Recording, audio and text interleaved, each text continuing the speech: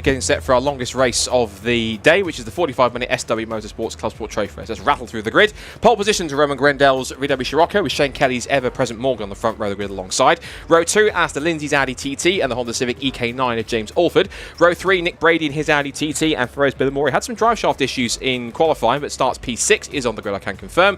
And it's Kieran Power's BMW Z4 and the Fiesta of Nick Watling and Jack Wheeler starts on the 4th row in P8. Adam Marshall in the Seat Leon and Brian Rose, who took 2 victories in the Production Cup earlier on, starts P10 for Pure Track in the Audi TT.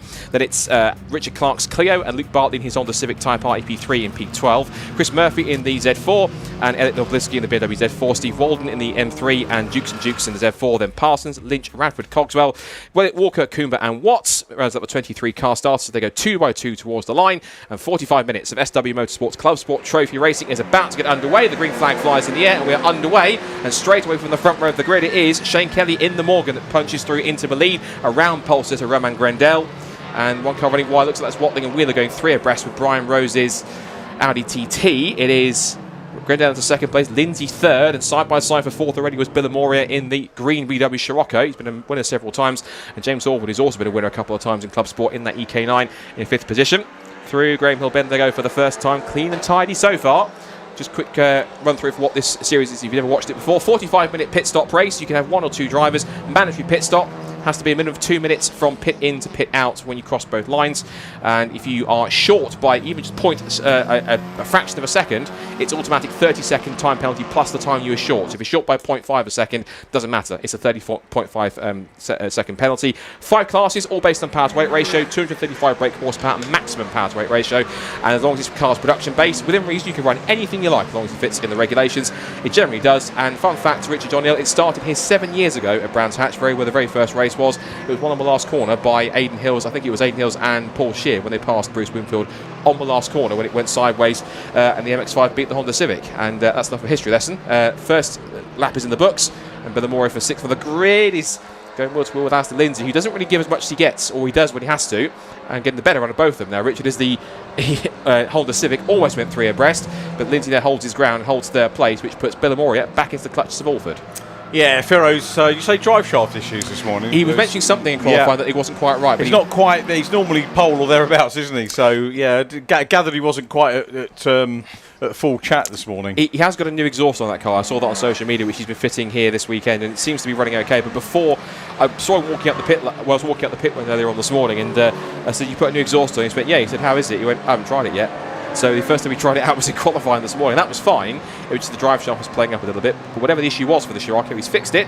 And the car, of course, on the 3rd row of the grid. Little twitch through Druids, but he seems to be in good form and in the leading pack to see how this race plays out. Good peddler, Ferro's known him quite a few years, and he's just settled nicely into this. And there are some little competitions that suit drivers greatly, and you can a lot of the drivers that are here regulars. You know, it is a really good place to come, and it's not a high pressure environment. I suppose it can be if you want to make it that yourself. Ferro's is one of those drivers that doesn't. He, turn up, give a good race as he can, and but always seems to enjoy it, which is great. Yeah, good to see. Also good to see James Alford, though, who has taken, I think at least 1 win so far this year. I think it was at Snest, if I'm right, and Alford, who's done quite a lot of ClubSport Trophy. Well, Donington, thank you for that. And he's done quite a lot of racing. I think he's done a busy year this year, not just doing ClubSport Trophy, but he's another one who's both the racing Hondas and an EG Civic. Someone's off the road somewhere. Big cloud of gravel dust. That's exactly who it is. We'll find out. And it's clearing. It's one of the BMWs. It's 24. And that's Kieran Power, who was in pole in Class C. And that's hit the tyre barrier. Looks fit. There's damage, I think, to at least, or the steering is acute on the front right. And there's the rear bumpers hanging off a little bit. So that's either glanced off the tyres or just been rumbling off into the gravel.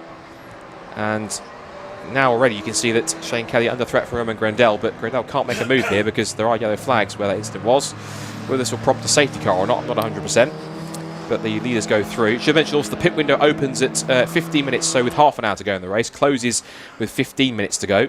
And if you don't stop, of course, within that window, then of course you manage to have quite a massive penalty for doing so. So it's that 15-minute window. You can pit any time you like within that, but of course the pit stop has to be at minimum of 2 minutes. And it has to be minimum of that. Of course, anything over that or anything under that, then you do get yourself a time penalty, automatically 30 seconds, plus the time that you were short. Thought we were going to get a safety car then.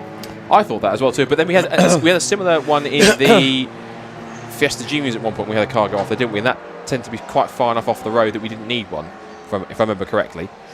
So maybe it's in a position where it's not going to be too much of not a fast enough point of the circuit, even though it's exit Clark Curve, which is awkward enough to cause a safety car, but it's in a position where it possibly isn't, so we'll have to wait and see. There's Adam Marshall, who we've seen before racing in other series. I think the Evolution Trophy has appeared in a couple of times. He did that in a Golf. He's now switched to a Seat Leon. And there is Richard Clark, if I'm correct, 166, familiar from BRCC circles. I've watched him before, in a more kind of factory liveried Clio Cup car. Like he's come straight out of the factory somewhere in that livery. That's the sort of metallic yellow one. We've got more battles going on here. Now, two of the BMW Z4, which I believe came across when they used to have the Z car series, which is just the Z4 cars they mix, and that one was almost going off into the gravel in that point, but they're duel amongst each other. There's been about 3 or 4 of them at least that kind of congregate into ClubSport Trophy and come here on a regular basis. It is a series, there's no points on offer, but they come because they like it and they travel and follow ClubSport everywhere and seem to be quite well ensconced in the series and found a home, which is quite nice to see these cars. They do quite regularly turn up, so it's good to have them, and they've been here for quite a while, and love enjoying battling in amongst themselves, but also amongst other cars in their class and around them in other classes up and down the field, as they're doing now, because that is Luke Bartley and his EP3 Civic having a duel with the 31, which is Steve Walden's car as they come through Paddock Club and the leaders, with Shane Kelly and Roman Grandel. 0.4 of a second between them, nose to tail up towards Druids. So Roman was a time attacker, I googled this morning. Is that right? Do you recall him from? I don't recall him last year, but he has done some ClubSport Trophy before, maybe in the past before my time there. Okay, yeah, I certainly didn't remember him in it. Shane Kelly, we've seen lots of times. That's a university-tended car as well, isn't it? It is University of Wolverhampton, I want to say. If I got that wrong, please don't shoot me. If I get that wrong, University, please don't shoot me. But confirmed away for Kieran, thank you. I did get it right for once. University of Wolverhampton Racing, thank you for that. So quite a potent team. Of course, Shane's been quite a partner for a long time, and that Morgan's quite a nice car to have in the chat. Again, another unique car like Roderson's Skoda, and of course the Volvo we had in CMMC. These unique cars that turn up, and actually not only that, but they become favourites in the series and do make regular appearances quite often. So we've got battle going on here. They're paired off now for first and for third place. Kelly and Grandel for the lead, and now it's Lindsay versus the Scirocco of Billamoria for fourth position, and they've dropped James Orford's EK Civic, and then it's Nick Brady who leads the class. Should touch on class leaders actually whilst we're looking at this. So all 5 cars are in Class A. That's of course being led by the overall leader Shane Kelly. Class B is being led by Nick Brady and his Audi TT. The Class C lead is being held at the moment by 721, which is the Z4 of Chris Murphy. Class D at the moment is being led by, I'll take that off my screen.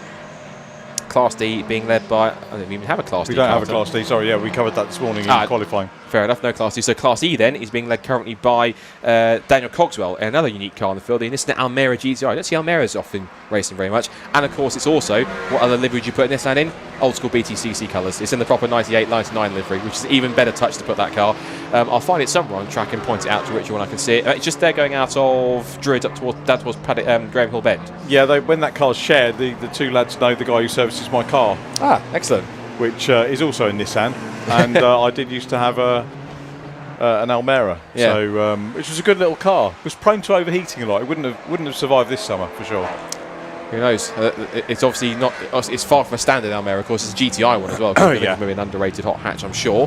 But I'm sure we can pick that up on the stream, and any BTCC fans will enjoy seeing that tribute livery. So we've got Almera rather than Primera on the side, which is quite appropriate for the car we have.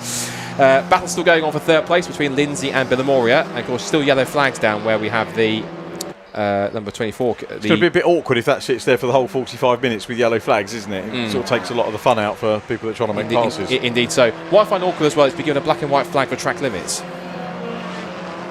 That car right there is to be given a black and white flag for track limits. It's well, very clearly he's off the track, isn't he? Kieran W said they're not wrong. That was Andy McEwen. That was Andy McEwen, wasn't it? He said that just now. Was it? Sounded like Andy McEwen. That was a great impression. We did get Kieran in when we were at Donington last year. I did get Kieran on mic pretending to be Andy McEwen for a little bit. I don't know if you remember that. It was great fun. That was really good fun. That was really good. He remembered because he was there. I don't know if he wanted to block it out, but you know. But to be fair, and I'll give Kieran his flowers here. I'm not doing it to blow smoke, honestly, but I've heard him on commentary before. He's actually quite decent. One commentator to another, and also he's producing on stream, which we've been doing a lot more in recent time. And actually, he does a fine job with that as well. So that's not me trying to win favour. We get on fine, I think, enough. But nonetheless, it's good. He's multifaceted, multi-talented as our producer in that sense. And whilst that's going on, done two things. He's found us the battle for third place where Ben Roy's got past, and he's also found us to mount the Almera as well. So you can see that on screen too. So happy days. He's one of those people that makes you sick because he's bloody good at everything he does, isn't he? Which I was. I try, and multifaceted and ambidextrous, which is what's the phrase? Master of none, but jack of all trades, master of none. So there's a lot of things I do media-wise, but I guess commentary I'm not too bad at, I suppose. He self-proclaims. Anyway, on to more pressing matters. There is a race still going on. James Alford. Indeed. I was looking at last couple. I thought James Alford, yeah, as you said, won at Donington Park. I haven't got the previous year. I've got last year's. I think if I was to look at 2024, 2023, there'd be lots of James Alford wins, but not last year. The interesting thing is that there are two James Alfords. Oh, there would be, wouldn't there? there are. There's one who races the Hondas, the other one who races. It was initially a Golf, then he turned that into an Audi TT. So there are two. When they turn up on the grid, it is very confusing. They tend to be in the same class as well. So you have two James Alfords in the same class, just in different cars. So there's James Alford, the Audi driver, and James Alford, the Honda driver. And have they both won? They both have, yes. Yep. James has won it a few times. I'll have to double check those. But I was looking at Firo's hasn't won since Silverstone C1 24 Hours last year. Wow. Which really surprised me. That does surprise me, actually, you say that. Yeah. That's really surprised me, yeah. And James had a busy, back to James Alford, he had a busy year this year. Actually, he won the race of Remembrance. Was there a slightly shorter race at Race of Remembrance last year? I believe so, yes. So he did win that one. So yeah. Apologies, Firo's, if I'm doing a disservice. But and James had a busy year himself as well, because he doubles with racing the EK in ClubSport Trophy. He also has an EG, a new EG build, which he's been racing in Racing Hondas this year. It's been okay. He's had a couple of podiums and a couple of reliability issues, but apart from that, it's sort of been getting used to it. But that EK did used to be a car he used to race in that championship, but he's now converted it and transferred it over to ClubSport Trophy. It's now one of the faster Class A cars out there when it's on form. So we're going clockwise. We are 3 minutes away from the pit window being opened up. The recovery will continue of the stricken Kieran Power car. Shame to lose that one. 3 class wins so far this year out of the 4. The other class win in C having gone to Darren and Joseph Dukes in their Z4. So it's always been a Z4 at the top of the standings in Class C. And at the moment it's Chris Murphy, isn't it, in the 721. Just noting another driver making his way back up through the order again, like he did in the CMMC race. Ricky Coomber from the back of the grid. Looks like he didn't get a good qualifying time. Already picked himself up to 9th, so it's all the 9s because it's now 999 in 9th position. So he's now moved up, and his next target, I think if he hasn't passed him already, looking up and down the field, will be Brian Rose's Audi. But I think he might have slipped past him into Paddock Hill Bend, but he crossed the line behind him by about a 10th and a half, and he was about 7/10 quicker. Was he? No, he wasn't. He was a little bit slower. But he has got past Brian Rose, so he is through. And the next target is now Richard Clark in that bright yellow metallic Renault Clio. And that will be for 7th place. And also that will take 2nd place in Class B. And the next target after that will be some 9.5 seconds up the road, unless you can beat him in pit strategy. And that will be Nick Brady's Audi TT, which currently leads the class by nearly 9.5 seconds, as we mentioned, from Richard Clark's Renault Clio. We have BMW Z4s at play into Paddock Hill Bend. Are there 2 Richard Clarks as well? Because I've got start of the year this year, Class A being won by Richard Clark in a VW Golf. Is that the same one, or are we? It might be the same one, yeah. Yeah. I think I recognise there being Richard Clark. Yeah, that rings a bell, him being in a Volkswagen Golf. But using my brain for a second. Yes, I think that does ring a bell. So it's probably the same one, but obviously that wasn't available. The twitch of the tail there from 91. That's Novobilski's. It's the car of Richard Elliott Novobilski and Christoph Novobilski. We don't know who starts, so it's not like Fun Cup. We don't get a list of who. Yeah. I do often try and, if I'm pit lane, try and get a list. Is it Lindsay Close looking after this weekend? Or? It's Andrew Payne this weekend, but Lindsay's regularly looks after it, yes. So, and a fine job they both do. Lindsay's been avoiding me all year, I think. I think we can go pit bound anyway now, because John Ratcliffe is looking after things down there. So let's go and find out what news, Mr. Ratcliffe. Welcome down to the pit lane then. I'm joined with Christoph from the number 91. Now I think the pit lane's going to be getting busy in a moment's time as the pit window opens. Let us know how's your teammate doing at the moment? Yeah, he's catching up, so we're in about the right place at the moment, but we hope to make up a few more spots in the next couple of laps. You were saying it was up to 13th initially, but I think he's dropped back to 16th, maybe a little issue. 15th, yeah, I'm not sure there's an issue, but I'm sure he's got it all together now. Okay, good. He's settling in. Like you said, you're about to get ready. What's the thoughts as you're getting prepared prepared, getting the suit on, getting ready to go? My pulse rate is going through the roof. I'm getting thirsty. All of those normal things, but looking forward to it. Once you're in the car, I'm sure it will all settle down. It will all settle down. Cheers for chatting with me, mate, and best of luck. Thank you very much. Right then, wish the 91 the best of luck into their next stint, and like I say, the pit lane's soon going to be getting busy. I'll hand up to the commentary box for the moment. Thank you, John. Thank you, Christoph. Yeah, it's nice to get that perspective, isn't it, of just getting a little bit nervous. You know, it means he cares about what he's going to be doing and obviously wants to. We didn't find out what the relationship between the two is. Do we think Richard is his son, very possibly, of Christoph, who's going out there, but obviously wants to do the best for his teammate as well. Talking, as we were, about pit stop strategy, it's difficult here. It's a set length that you've got to do, and the timing has got to be absolutely spot on, otherwise you can lose out. When I was looking at the race lead earlier on, it was about 1 point something seconds, and I thought that could be key between Grendel, who's now got the lead, and Villamoria, who is there as well. We've got pit stops on here. No, we haven't had a pit. What's happened to Shane Kelly then? So Kelly now down in third. Grendel leading for Villamoria, Kelly in third, and not having shown us had a pit stop. So I think maybe when we were in the pits, something went amiss on the 111 car. And that off the road is the compact, and then two guys, that's Grendel off the road as well. So Grendel, who was, well, he is the leader still, but off the road is the 126. That's the compact of Elliot Walker, and that's the car that's been run, I think, by, I want to say his name, it's Phil Adcock, who's running that car. Saw him in the pit lane, and that car now off in the gravel at Druids, and of course we saw Grendel surviving. As into the pit lane, I think just as the pit lane window opens, comes Shane Kelly. Now I wonder if he might get a benefit here if we go safety car. This will be quite intriguing. I was going to say, this is all going to be a little bit messy, isn't it, if we get safety car now? It'll be like traffic jam on the M25 down the pit lane, which in those situations, whenever there's tons of cars picking in the safety car, I'll call it childish, but I like to say you should break up the Betty Hill thing, because it fits a mass. It fits a mass array of pit stops all at once. People running around trying to get pit stops done. Safety car has been deployed, and just the pit window opens. So ultimately, both boards go out, which means we are going to see, I think, quite obviously, a mass exodus from the circuit into pit lane to make their mandatory pit stops. And the University of Wolverhampton racing squad taking the moment to keep the engine cool on the Morgan. As we expected, here comes quite a few cars. One car's not going to head in the pits, unfortunately, is, I'm afraid, Elliot Walker's BMW, which is going to be stranded in the gravel and will need to be towed out. I think Elliot has got out of the car, he's just to the right hand side. I think he's been a regular in the series before in a Mini Cooper. He has a regular in the gravel, but in the series. Definitely not a lot regular in the gravel.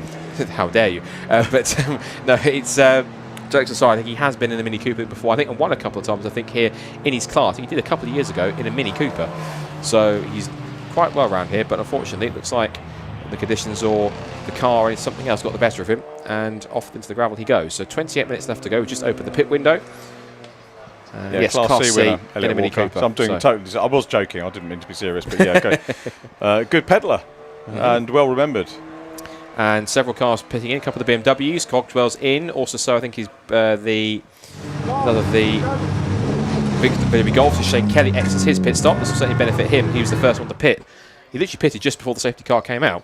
So that will certainly benefit him because he's the first car to stop, and that will certainly help him leapfrog up through the order. Several cars also making it in. As I said, Billamoria's in, Alford's in, Lindsay's in. We've got the Richard Clark Clio in, Adam Marshall's in, the Watling with a Fiesta is also in, as well as is now the Murphy 721 Z4. The Dukes and Dukes Z4 also in too. And we've also got, just almost over the cars that aren't pitting are, we've got the number 28, which is Watts in the Class E MX5. And also, Kelly's just exited his pit stop. Others who haven't pitted yet are, well, Roman Grendel stayed out, as has also Brian Rose's Audi TT. A lot of abilities haven't pitted yet, I don't think, in 91. They stayed out. And also 691, which is the Mini of Frederick Lynch. But down to the pit lane, because with insight from University of Wolverhampton Racing, John's down in the pit lane. Let's head down there now. Hello there, everyone. You join us back down in pit lane again. I'm joined by Bradley. Hello, Bradley. He's part of the University of Wolverhampton team. I think your driver might have had a little bit of a mistake before he came in the pits there. Yeah, it wasn't so much a mistake. It was just a little blip. Doesn't seem like anything major, just a little thing, and seems to have sorted itself out, and just crack on and get on with the job. Seems like your car is in safe hands, to be fair. He's a very quick peddler. Seemed as though that first pit stop went all right, though. Yeah, we got our target time, happy with it, went smoothly, get on with it. Yeah, I was hoping to dive in with the driver, and I thought best not get involved. Everyone looks like the team meshing well together. Talk to us more about the university team, how it all works, and how it's come about with you being involved. Yeah, so basically we all on a motorsport degree. Basically apply at the start of the year, go through interview process, make it as real as we can. And then we have the 2 teams, this one and then the Radical. We get put on one of them, and then all the different roles. So we have data engineers, tyre techs, and then the mechanics each corner. And then we run the team and just work all together and get it running on weekends like this. Amazing. It sounds like such an awesome opportunity for university students, and like you say, laying the groundwork as you move on to the rest of your career. So yeah, it's great to get the real world experience whilst also getting the degree to help get jobs in the future. No, mate, thank you for chatting with me, Bradley. I know no one else wanted to, so you put yourself forward, so I appreciate that. Best of luck to you in the rest of the race. Thank you. Cheers, Bradley. Thanks very much. You see there, dropping down to 3rd place, then the 111, but the uni team are very happy with the driver's performance and very happy with his performance from that interview. I'll send it back up to the commentary box. That's really funny, that, John, because that happened to me when I was interviewing the Uni of Wolves people. Can't remember where it was. It might have been moved to Club Sport at Snetterton, and wanted to get an interview, and nobody wanted to do it. And then it was like someone drew a short straw and come and had a chat with me. It's nice to know that is still part of the team, and I kind of recognise that.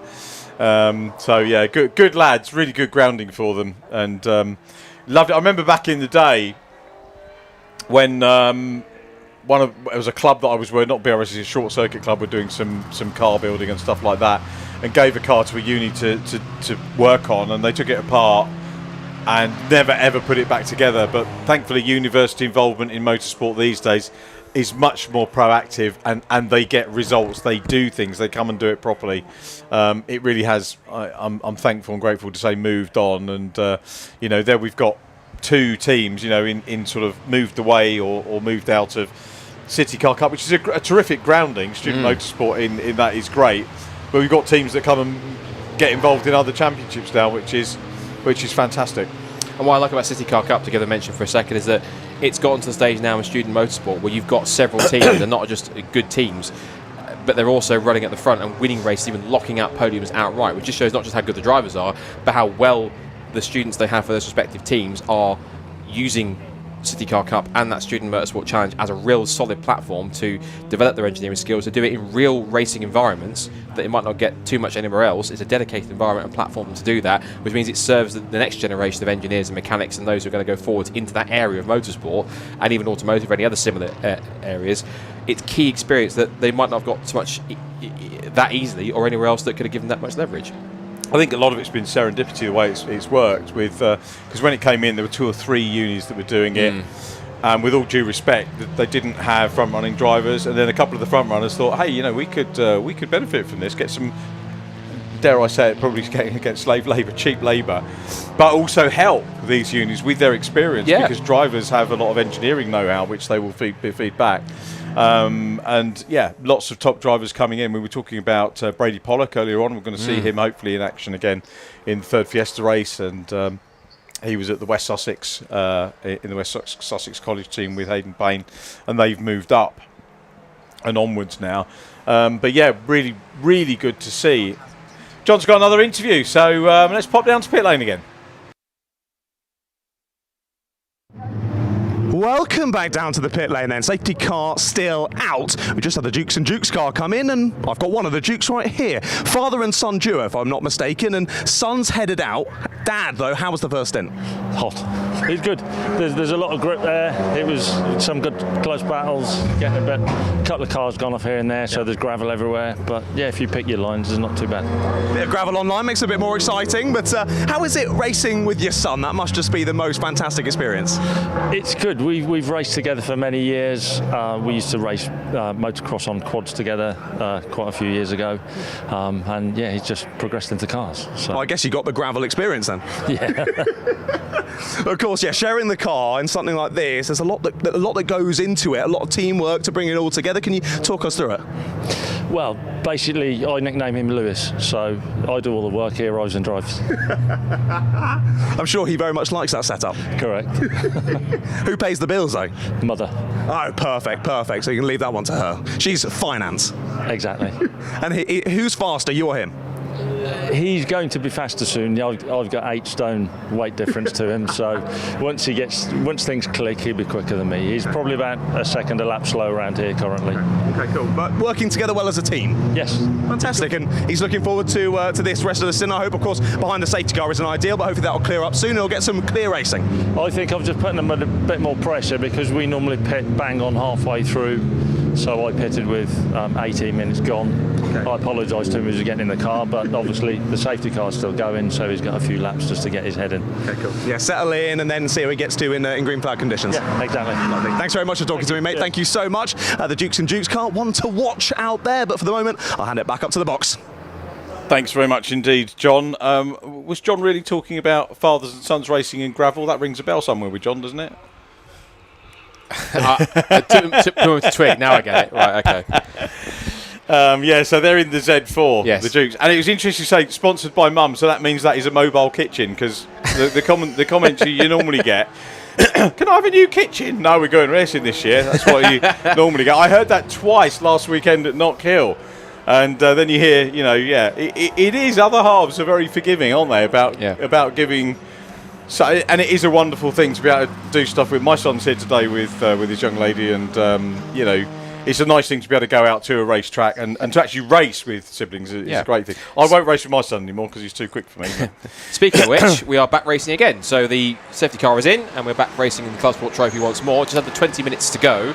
Everyone's made their pit stops underneath the safety car. There's still a couple of minutes to go in the pit window for anyone who hasn't pitted yet to do so, but no, everyone who's still running has made a pit stop, so we're all good. So it's now a straight 20-minute racing or so to the end of the race. And Bilimoria is the one that finds himself in the lead in the VW Scirocco. The only thing is what finds Trigger, he's leading, but he wasn't the car that was in the head of the queue when the race restarted. It was the Shane Kelly car that was up the field, unless there's... Shane's down 13th now. Okay. He's showing his... But he came in before the safety car, didn't he? That might is true. well have been the fact to them, but possibly. But I find it bad odd luck for him. I find it odd that they didn't actually do a wave around at all and bring Bilimoria to the head of the queue as the leader in the race. But nonetheless, this is a rule that I'm missing there. But even so, Bilimoria has a 1.7 second advantage still over Alistair Lindsay as he squeezes his way past the number 17 Honda Civic, which is of Luke Bartley, privateer, down towards Paddock Hill Bend they go again. 1.2 seconds to the gap. James Orper's up to third now. Class leaders after those pit stops now is Nick Brady, who leads Class B in the Audi TT. Bilimoria, of course, leads Class A in the Scirocco. Class C lead is now E. Novobilski, so that pit window worked well.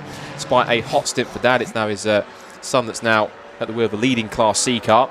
We said there's no Class D, so Class E now being led again by Daniel Cogswell in that Almera GTI. He's held that lead now about 12.7 seconds ahead now of Chris Watts, who's one of the last cars to make a pit stop before the safety car came back in. And there's still, if they wanted it, 3 minutes to go, but everyone has made a mandatory stop.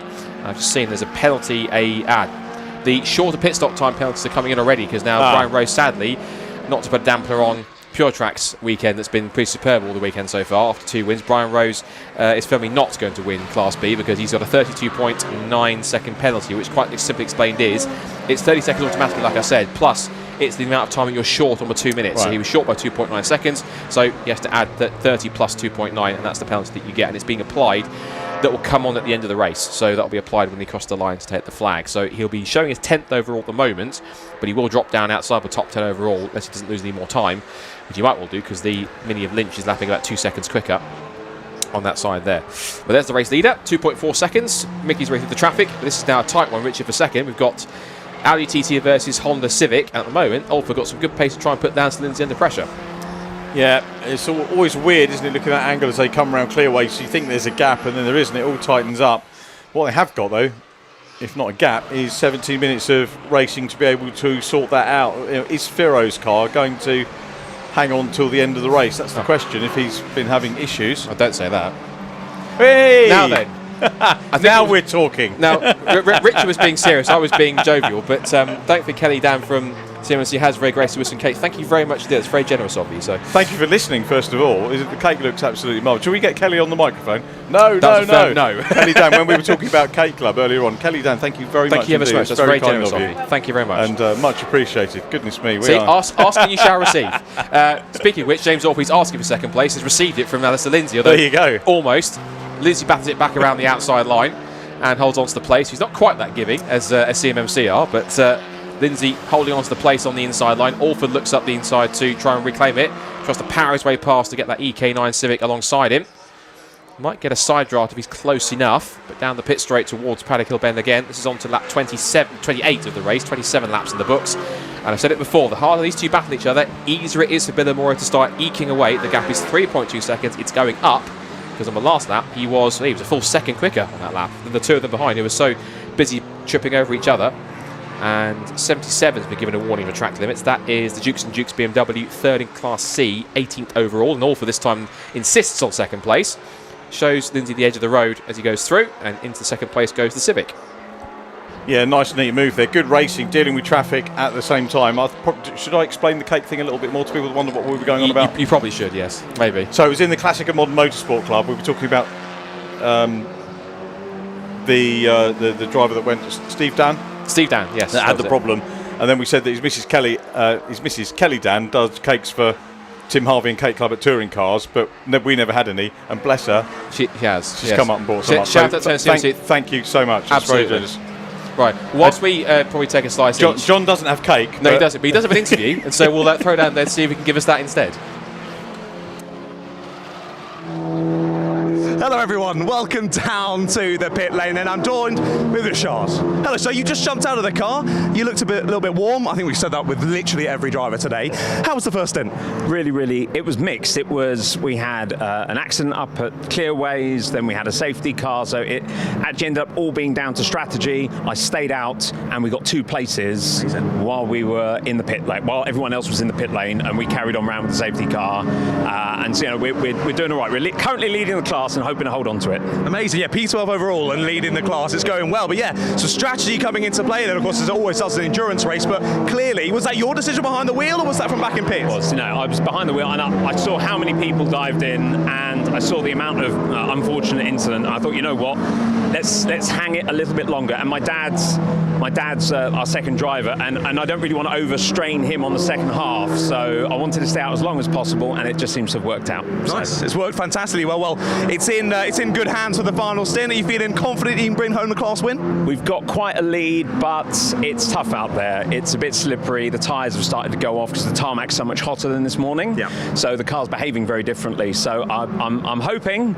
all fingers are crossed here. Okay, good. I think we've got about 10 minutes to go, haven't we? Yeah. So we'll keep all fingers and toes crossed until then. Thank you. Cheers. Cheers, Rashad. Thank you for chatting with us. Well, back up to the boys in the commentary box, and you'll join me back down here in a few moments for the podium. We look forward to that. Sorry, just digesting the last bit of chocolate cake. Chocolate cake was absolutely chocolate, isn't it? I think we've got some lemon cake too. It looks like lemon drizzle, doesn't it? It looks fantastic. I think so, yeah. Right. Whilst we're teasing John in pit lane, and whilst that was happening, the gap has... thanks, John, by the way. It's now 2.8 seconds between Billamore and Alford. So now Alford has now disposed of Alistair Lindsay. He's now trying to set off up the road to try and catch Billamore. So far, his efforts are proving fruitful. He was about 3/10 quicker than the last lap, than the Scirocco, so he's trying to close in. This battle on track here is not for position, because that is Adam Marshall putting a lap on the Civic of Bartley. There is James Alford in second place. Alistair Lindsay still third. Roman Grandel, who was the earlier leader, he was the pole sitter after he got the fastest time in qualifying. And fourth in Class A, fifth overall. I should also give a mention again to Ricky Coombe, because he's doing exactly what he did in the first race of CMMC, only with a longer race distance. He's now up front, sure, with the back of the grid, into P6 and second in Class B, and he's only, I'd say, look at his lap times, he is quicker than Brady at the moment, but only by a few tenths. He's got to get past the Grendel Scirocco first to get that position overall, but it won't change position there. Rest of the top 10, Adam Marsh, number Leon 7th, the Watling and Wheeler Fiesta ST is 8th, Richard Clark is 9th in the Renault Clio, and of course, with the erstwhile penalty that will get added at the end of the race, Brian Rose in the Audi TT run by Pure Track, running in the top 10. And still Nowabilski leading Class C, and Cogswell still leading Class E, as is Billamore Class A, and Brady just there on screen. That was the black and blue Audi TT in fourth position, and holding on to the place now with Grendel closing in on him by a couple of seconds. Yeah, Lindsay making inroads into this lead. It's going to be a fascinating end. Firos goes down towards Paddock Hill Bend, and there is the chasing car. Is clear air between the pair of them now, so we can maybe watch the gap coming down. Firos might start to get a wake-up call, and try and speed away. Firo's last lap, I think he maybe has had that. His last lap was his fastest of the race at 53.775. So he's maybe seen that menacing black Honda Civic in his mirrors, and he's maybe responding to it. The gap, though, is now down to 1.93 seconds. Although Firo's fastest lap of the race was on the last tour, James Alford was quicker still.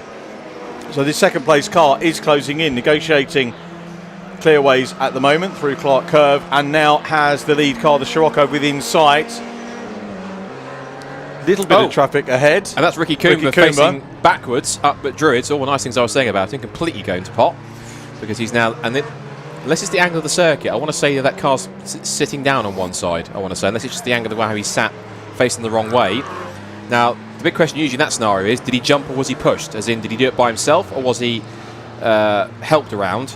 And he's finding a moment here to rotate it up at Druids. Oh no, that car jolts the second. It looks to me, Poss, has he got left rear suspension damage, I wonder? Because he could well have, couldn't he? Because I'm just trying to see how far around the yellows are. It's not full course yet, is it? But certainly going into Paddock Hill Bend, we've got waved yellows there. Double waved yellows just before Druids. So it's a long yellow flag zone at the moment. So I'm going to see how good my zoom on my phone camera is, to see if I can, as we go safety car. And that's the zoom on the broadcast camera is better, although Coomber's car has moved where it was at position. It's hidden behind the trees now. Just getting news from Kieran, our director, who's had a look at some footage and basically brake late locked up and hit another competitor. That's inconvenient. And that caused that damage. So I thought they were sitting down on one side for a reason. It looks like it didn't sit like it was sitting straight, and it wasn't just the camber of the circuit. That's a long clear up. That could be. We've got 9 minutes 27 on the clock. We're not going to get much more of a racing lap, which could be good news for Firo's Bill Moria, and maybe not so good for James Alford, because it is going to close them up. Safety car will pick them all up. Second safety car of the event. But what has helped a little bit is that Ricky has managed to move it, although of course it just meant that he's literally physically detached the left rear wheel from the Civic, so it's now lay in the middle of the road. But there it is, look, you can see. Not going to be out in the CMMC then? It'd be a big ask if he can, but if they can retrieve that. I mean, the last race is at 18:10, so if they can get it fixed, I'll be impressed. I don't think it's impossible, but it's quite a tall task for the squad to do that. Of course, they would have had problems to deal with already today, having not really got proper times in ClubSport Trophy qualifying and the CMMC qualifying, hence why Ricky had to start from the back of the field in both of these races. And so if they can get it done, of course, they'll have to make sure that the errant wheel, which is still sat in the middle of the road, you can just see it there, still sat in the middle of the track, which Marsh haven't retrieved just yet. But I think that's probably because we haven't got everyone stacked up behind the safety car. The recovery truck already going out on track to go and pick it up. Again, big shout out to all of our marshals, officials, volunteers, our recovery crews for all the hard work they do. Remember, of course, they all do it voluntarily for the love of the sport, and because of that, they all have to try and do the best job they can. They do so in all different conditions, particularly with how warm and how testing a summer it's been. That's one of our brave marshals quickly retrieving the wheel. So they'll make sure that goes to Ricky back to the paddock, and that'll go back on the low loader. It's a bit of detritus there he's missed. He's got the main bit off though. Yeah, and this is going to go back and realise it's there. He'll put that on the low loader, as for the car as well. And trackside recovery once again. Yeah, they've just spotted there. They go just either go that other side or go and grab that little bit as well. That might be key for the wheel, which to get it back on again. So thankfully that's been spotted by one of the recovery guys. Had their work cut out this weekend, haven't they? As ever they do, marshals, recovery crews. The invisible, but marshals are, not invisible. I hope we don't make the marshals feel invisible. The people that you don't see are the race control people, the TSL people, and the clerks, and the race admin people who do a sterling job as well. So I'm going to give a little bit of a shout out to them who do such a great job as well. That's the way to come racing, isn't it? Bring your camping chair, bring a cold drink. I think that lady there on the left's got a nice cold drink. And they're having a good natter. They're sort of discussing the whys and wherefores of Formula One at the moment and how it compares to national racing here in the UK. I'm certain. I'm certain whether the conversation is. And no, there's no satire, mate. So it's a fascinating conversation that's going on between the three of them up there.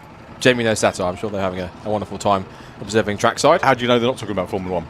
Oh, they could be.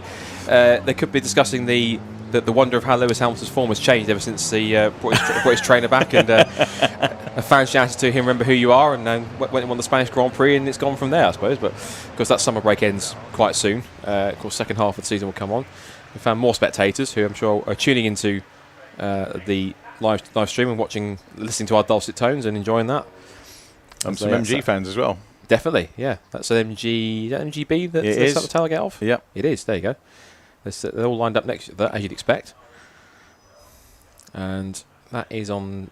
Yeah, that's on the Brabham Straight, isn't it? Yeah, just exiting Clark Curve. Yeah. There's also got quite a few people who are sat, as they tend to do, on the banks, not just on the outside, but on the infield here, which is. I always love watching the road up the top here, which of course is the old rallycross track from before my time, in terms of having watched it. Well, they did do rallycross up until what, 1994, if I'm correct? Yeah, it would have been, yeah. And of course they used to have the cut-in now is not as stringent because it's different. The cut-in used to be for the rallycross circuit. You go in down the hill, which is kind of where the tyre barrier is on the inside of paddock. Then dip, I think where the road is there, sort of left and right. Yeah, it's a little bit wider, wasn't it? Then up the hill, and then you turn left up at the exit of Druids over across the top. Yep. As others have got the right idea, picking up. I've got to be honest, it was a completely rubbish rallycross track. It really was not very good. I came to a few events and it was, not like that. I mean, Lyddon is the best place. Probably the cars are too quick for that now, but it wasn't great, and that's why they don't run it anymore here. I think pretty much. I always enjoy watching the highlights of old ones from back in the day. John Welch, Shanker. And a certain Jonathan Palmer was a regular. He did do rallycross, didn't he? Yeah, several times. Yeah. I think I can't remember exactly what cars he drove. One was an Escort.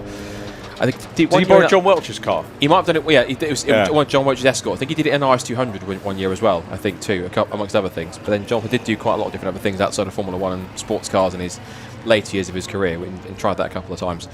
It's always quite fun to watch those back and just see how different it was back with Brands Hatch. Again, before my time, I never got a chance to really see any of that, because as a young 3 or 4 year old, I was more infatuated by reading Autosport and playing with toy cars and stuff and anything else. Talking of Autosport, I invested the princely sum of £9.99 the other day and got that access to the archive for a year.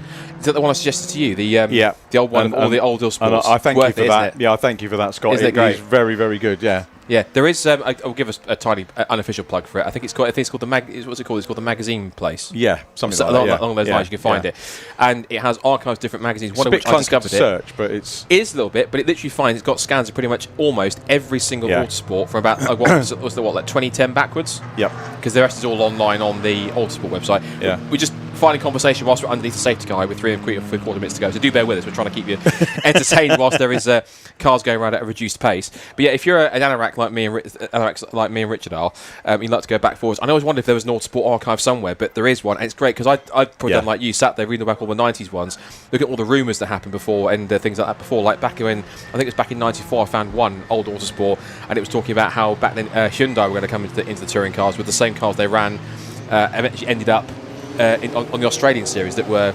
rubbish back then. Of course, Hyundai are much more prominent, as you can see, because they now have an association with MSV and Brands Hatch and the safety car. That was generally not a segue I was looking to make. It was just it happened to be on the screen.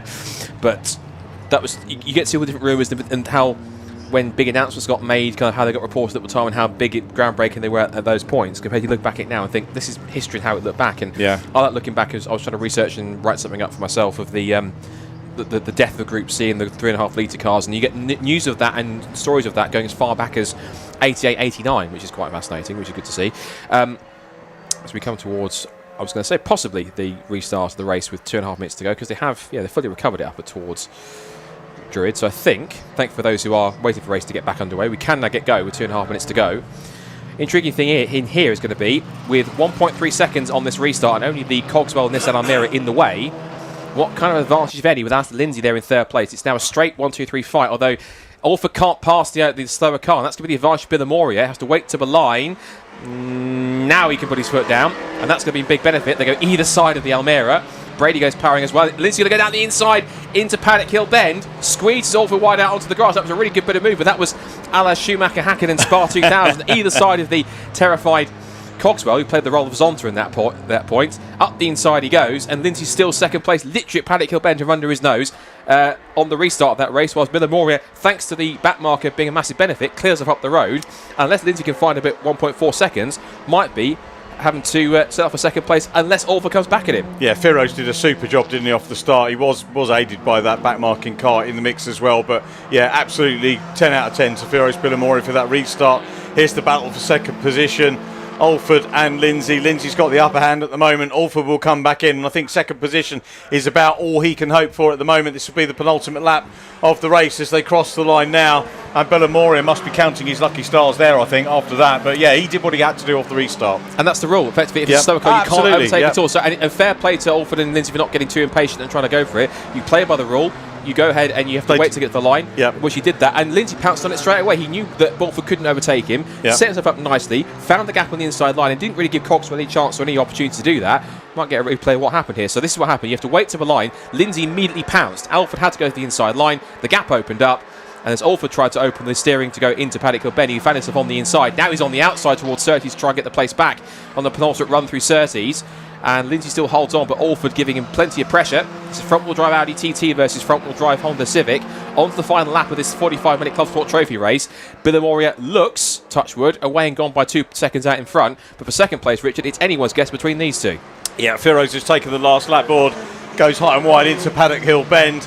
Lindsay in second position. Alford looks like he's maybe given up hope of getting further up onto the podium. Very quickly, Key, Class E has been given a 5-second penalty for track limits, which means that if they do hold on to that, they'll actually lose the lead to the 24 of Murphy. So it's going to be a change in the Class C lead if he can't get away by some 3.5-4 seconds, which I don't think is going to be likely. This is a mistake as Alford tried to go up the inside and got literally pinched on the run towards Graham Hill Bend. So Lindsay defending for his life here on the final lap of the race. Gets a good better on the outside line.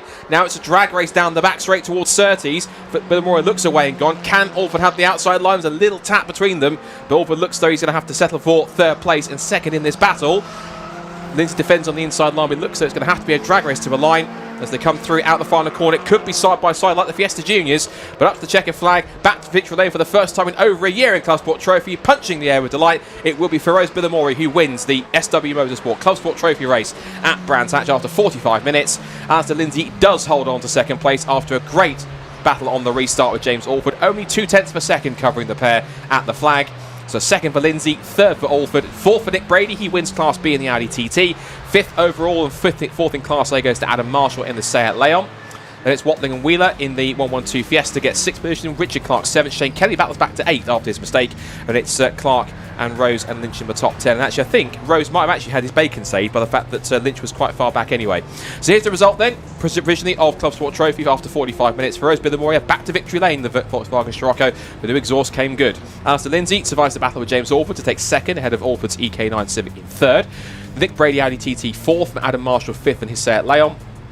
And Nick Brady, of course, takes the Class B victory. 6th for the Watling and Wheeler Fiesta. 7th for Richard Clark's Finn Sport Renault Clio. 8th after his recovery goes Shane Kelly in the University of Wolverhampton Racing Morgan. Then it's Frederick Lynch in the 691 Mini by Ricky Coomber, who it says he's down 11th, but that's not quite right. He's classified in 32nd. I might have to refresh my timing, I think, on that side, but I'll go with the result on the screen. So Brian Rose does still keep 10th, Steve Walden 11th, Luke Bartley 12th in the EP3. Chris Murphy does get the Class C victory after that late time penalty for track limits for the Novobilskis. Then Mike Parsons in the Golf finishes in 14th place, 15th for Novobilskis in the Z4 after their penalty. The Dukes just behind them in 16th place. Roman Grendel was back down 2 laps in the end, so whatever happened to him? He dropped down the order quite far, the pole sitter. Adam Radford was 18th in the AWR racing car, and Daniel Coxwell in the Nissan Almera does bag a victory in Class E. Good to see that from Chris Watts. And of course, the other cars we didn't get to the finish were Ricky Coomber after he lost a wheel up at Druids, Elliot Walker, who went off into the gravel at Druids as well early to bring out the first safety car, and Kieran Power's car went off the road, Exton Clark Curve, but didn't bring out the first safety car as well. So